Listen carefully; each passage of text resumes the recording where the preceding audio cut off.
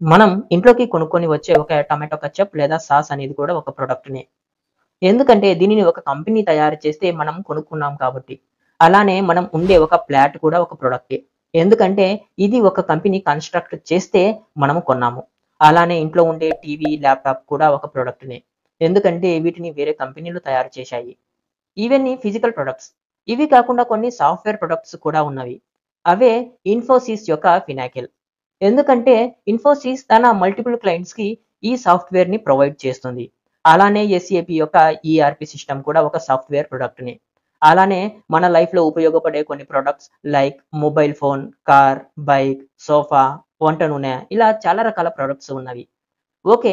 ఇప్పుడు వీటిలో ఒకదానిని మనం అంటే టమాటో కచప్‌ని ఎగ్జాంపుల్‌గా తీసుకొని జీడీపీ అంటే ఏంటో అర్థం చేసుకుందాం.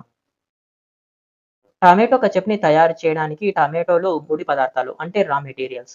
ఈ టమాటోస్‌ని టమాటో కచప్ తయారు చేసే కంపెనీ వాటి ప్రొడక్షన్ యూనిట్‌లో ప్రాసెస్ చేసి ఒక పూర్తయిన వస్తువు అంటే ఫినిష్డ్ గూడ్స్‌ని తయారు చేస్తుంది. అదే టమాటో కచప్. దీని అర్థం ప్రతి ఒక్క ఫినిష్డ్ గూడ్స్‌ని ప్రొడక్ట్ అని అంటారు. దీనితో పాటుగా సర్వీసెస్‌ని కూడా ప్రొడక్ట్ అని అంటారు. ఎగ్జాంపుల్‌కి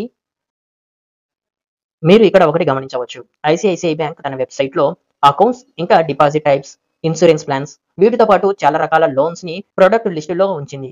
ఇవి బేసిక్‌గా సర్వీసెస్. కానీ వాటిని ప్రొడక్ట్ లిస్ట్‌లో ఉంచింది. సో, దీని అర్థం బ్యాంకింగ్, ఇన్స్యూరెన్స్, షిప్పింగ్ లాంటి సర్వీసెస్‌ని మనం ప్రొడక్ట్ కేటగరీలో ఉంచవచ్చు.